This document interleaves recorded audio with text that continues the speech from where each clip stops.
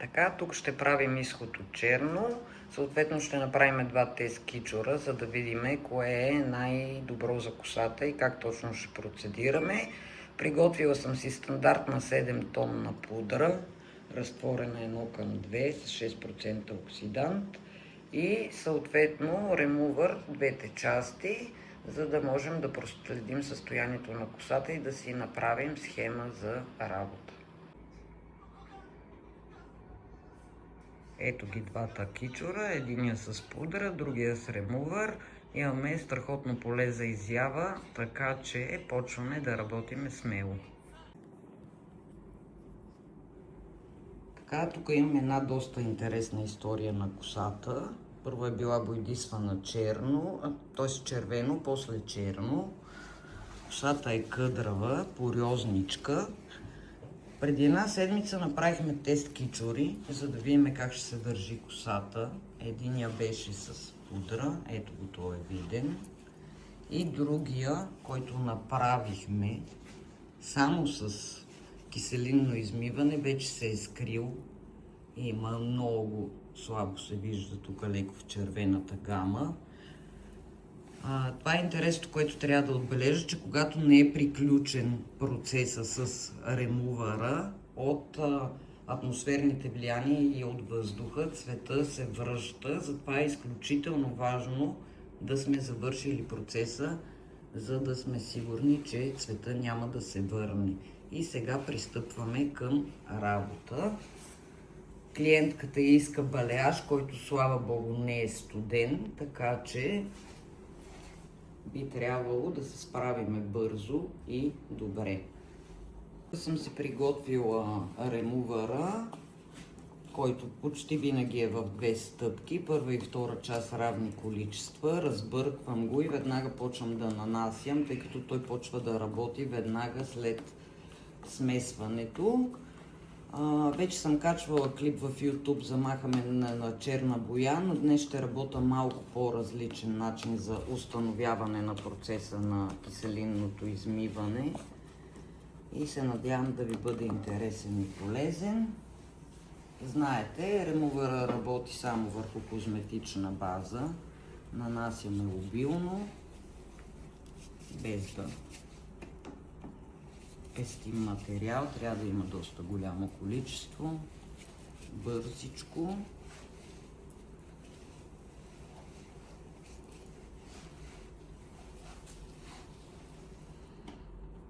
На по-големи сектори, то е доста така приятна консистенция, въпреки че мирише неприятно, но пък е лесно за нанасяне. Ето, като я намажеме, ще видим дали ще я слагаме по топло или просто директно с дифузера ще загрееме.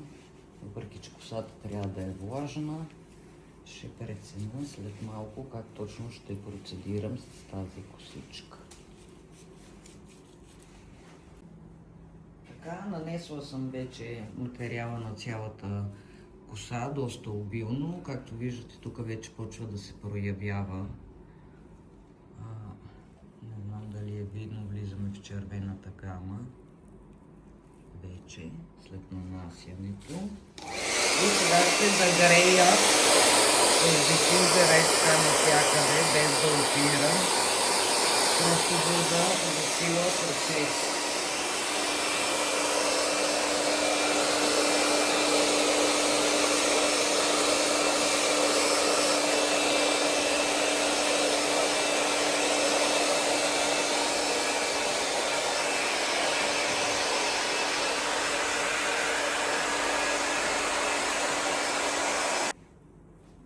Ето, вече имаме придвижване на пигмента, макар и бавно. Сега ще сваля само с суха кърпа самия продукт и ще нанеса втори път, за да засилиме действието, но този път ще я сложа под климазон. Временцето е студено, съответно ще трябва да я загрееме. Ето вече имаме видно придвижване, доста равномерно. Предполагам, че се вижда. Сега ще сваля продукта, ще си подготвя нов. Чиста купичка, суха, чиста четка, суха, да няма остатъци от предишния продукт. И продължаваме нататък с второто нанасяне. Знаете, че някой път се налага 3-4 пъти да се нанася продукта, докато стигнем до желания резултат. Искам пак да поясна, че ремувърите не изсветляват коса. Те минимализират изкуствения пигмент от боята и той става невиден за светлината. Така че трябва да сте запознати с действието на самите продукти. Ето тук ни се появи кичура, който сме тествали с пудрата. Виждате, при него е доста по-силно изразено отнемането на пигмента. Това е най-безобидният начин за сваляне на тъмна боя. Ремувърите имат много практично действие, дори за зачистване на блонд. Ще ви разкажа и за това. Сега да свалиме продукта и да нанесем втори път. Така, за да засилиме процеса и да загрееме косата, да ни се случват по-бързо нещата, съм сложила лора под климазон 20 минути и ще видим резултата след като изтече времето. След климазона вече имаме доста виден фон на изсветляване, но понеже не ни е достатъчен, ще нанесем трети път от ремувъра, за да можем максимално да извлечем каквото може от косата, тъй като ви казах, че тук преди черната боя е имало червена и съответно пигмента веднага се проявява, така че ще нанесем още един път. Пак ще сложа лора под климазона и съответно след това ще минем към следваща стъпка да неутрализираме процеса и после едно красиво балеажче.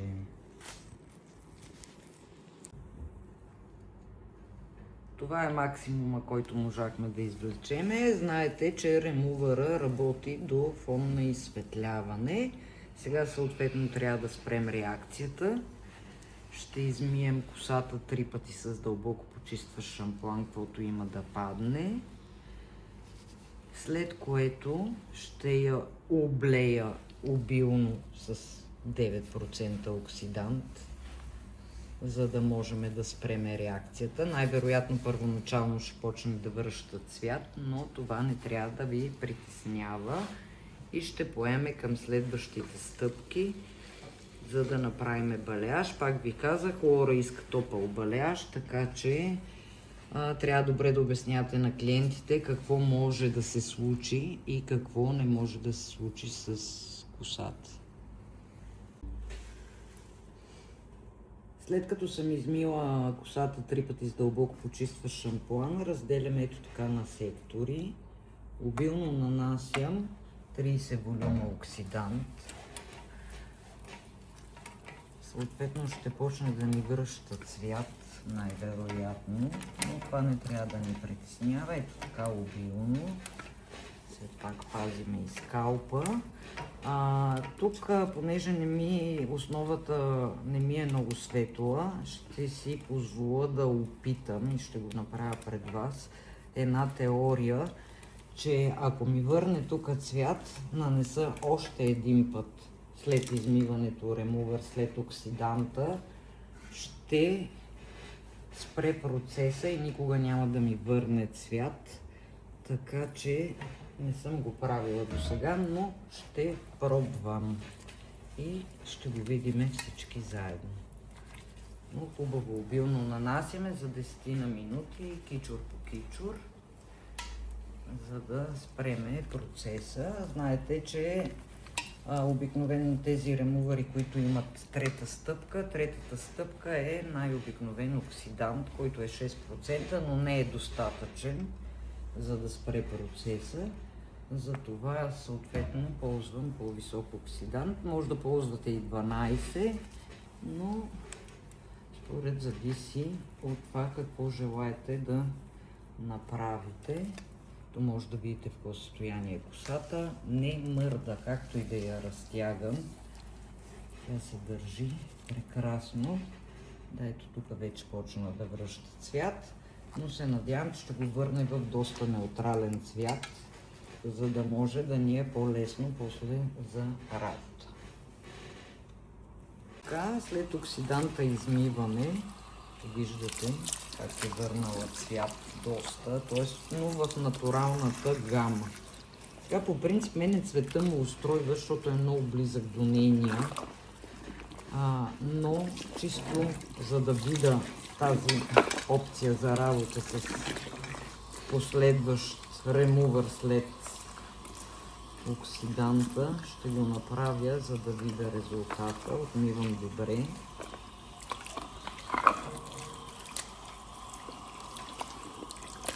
И сега ще сложа директно пак ремувър, за да видим,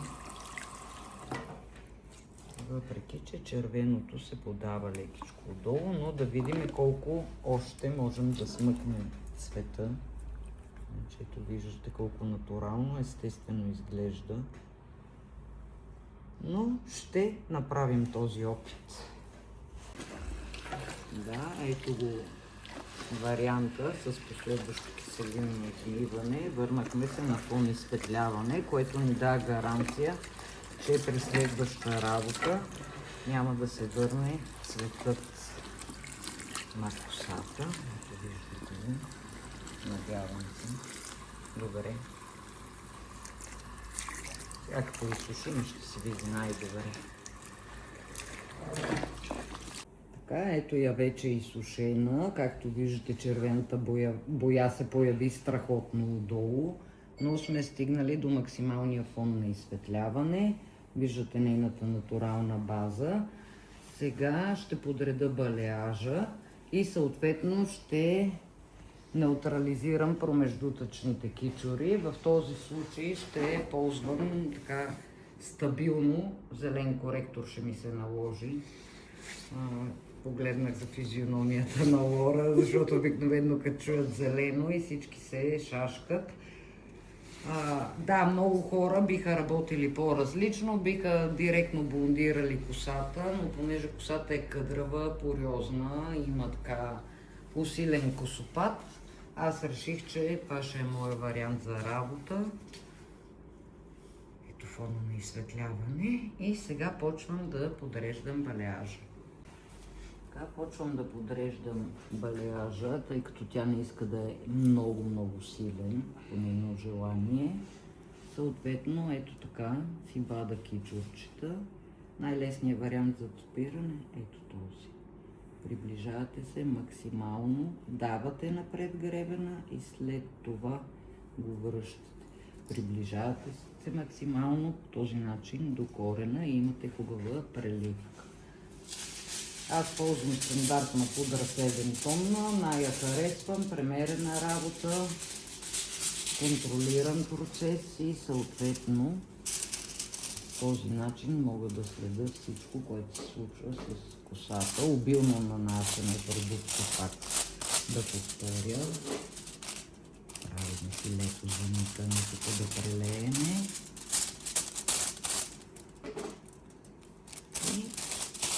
И движиме по схемата, която сме избрали. Всеки има различна представа и техника за балеаж, но хубаво разпределяме равномерно, преди да има навсякъде.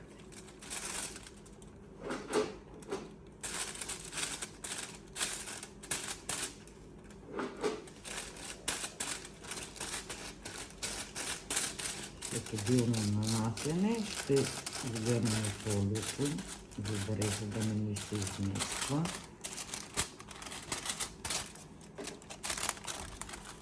Ще го сгъваме тук под косата, след което го сгъваме на джетка, прихлупваме леко, за да можете да ползвате гребенче. Ето така, за по-прецизно Ако ви е по-точно на ръката, можете и без гребенче. Така, тук съм си разтворила боя 6:1, която е 60 грама и 10 грама зелен коректор с 6% оксидант. Искам да влеза малко по-дълбоко в косъма, да го неутрализирам. Вече е подреден балеажа и съответно аз почвам да неутрализирам тези нежелани фонове на изсветляване, като ще мажа внимателно, по възможност да не влизам в корена, тъй като той е естествен. Е така, с приплъзващи движения. Да, с места изглежда странна, но все още не се е оксидирала, така че... И така поетапно, кичур по кичур, нанасяме обилно, плътно, за да можем да неутрализираме тези нежелани фонове. След като е изтекло времето, сваляме фолията,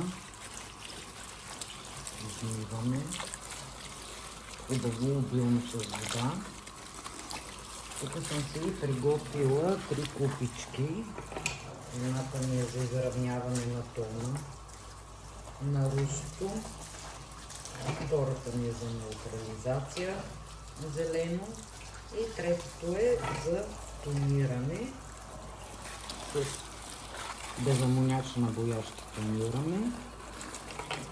Съответно, виждате, че фона не е много равномерен и ще трябва да го заравним сега.